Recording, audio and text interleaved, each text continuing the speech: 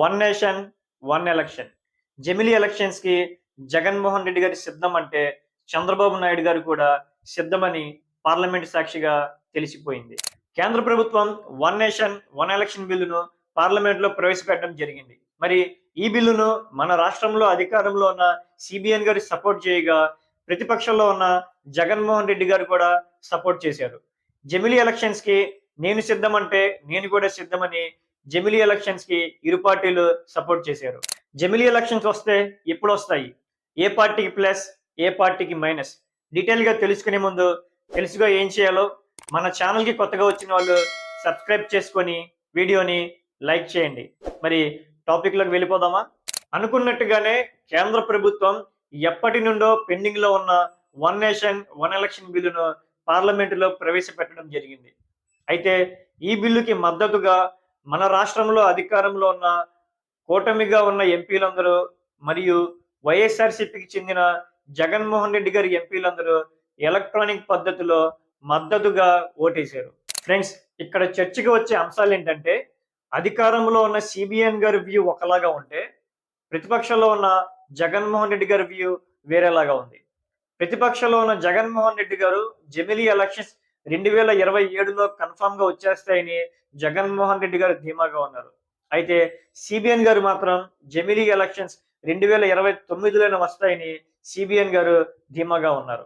CBN గారు అనుకున్నట్టుగా జమిలీ ఎలక్షన్స్ 2029లో వస్తే ఇప్పుడు కూటమిగా ఉన్న పార్టీలు 2029కి కలిసి ఉంటాయా, లేక జనసేన సపరేట్ గా, బీజేపీ సపరేట్ గా, టీడీపీ సపరేట్ గా పోటీ చేస్తుందా?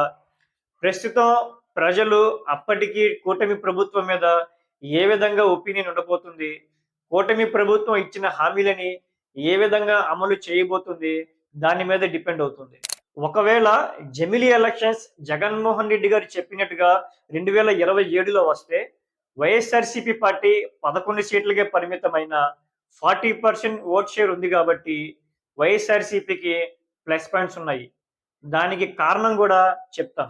11 సీట్లకే పరిమితమైన వైఎస్ఆర్సీపీ పార్టీ జగన్మోహన్ రెడ్డి గారికి ప్రజలలో ఇంకా ఆదరణ తగ్గకపోవడం, జగన్మోహన్ రెడ్డి గారు అధికారంలో ఉన్నప్పుడు ఆల్మోస్ట్ ఇచ్చిన హామీలన్నీ అమలు చేయడం, గడిచిన ఎన్నికలలో రాష్ట్ర ప్రజలు కూటమి హామీలను నమ్మి కూటమి సభ్యులకి భారీ మెజారిటీలతో అధికారాన్ని ఇచ్చారు. కూటమి ప్రభుత్వం అధికారంలోకి వచ్చి దాదాపు 8 నెలలు గడుస్తున్నా ఎలక్షన్ మేనిఫెస్టోలో ఏదైతే సూపర్ 6 ని ప్రకటించారో ఆ సూపర్ 6 ని ఇంకా అమలు చేయకపోవటం, ఎలక్షన్స్ హామీలో ఫ్రీ శాండ్ అని ఏదైతే హామీ ఇచ్చారో ఆ ఫ్రీ శాండ్ కాస్త ఎక్కువ రేట్లకు ఇసుకని అమ్ముకున్నారు. అంతేకాకుండా సకాలంలో ఇసుకని అందించకపోవడంతో భవన కార్మికులు చాలా ఇబ్బంది పడ్డారు. కూటమి ప్రభుత్వానికి ఇంకో పెద్ద మైనస్ ఏంటంటే, ఎలక్షన్స్ హామీలో వాలంటీర్స్ ని కంటిన్యూ చేసి 10,000 జీతం ఇస్తామని ఏదైతే హామీ ఇచ్చారో ఆ హామీని పక్కన పెట్టి వాలంటీర్స్ ని కంప్లీట్ గా పక్కన పెట్టారు. ప్రజలు ఏదైతే ఆశించి కూటమి ప్రభుత్వాన్ని ఎన్నుకున్నారో కూటమి ప్రభుత్వం హామీలను అమలు చేయకపోవడంలో ప్రస్తుతం విఫలం అవడం వైఎస్ఆర్సీపీకి ప్లస్ అయింది. ఫ్రెండ్స్, కూటమి ప్రభుత్వం మీద పబ్లిక్ పాజిటివ్ గా ఉన్నారా, నెగిటివ్ గా ఉన్నారా? కామెంట్స్ ద్వారా తెలియజేయండి. Subscribe please.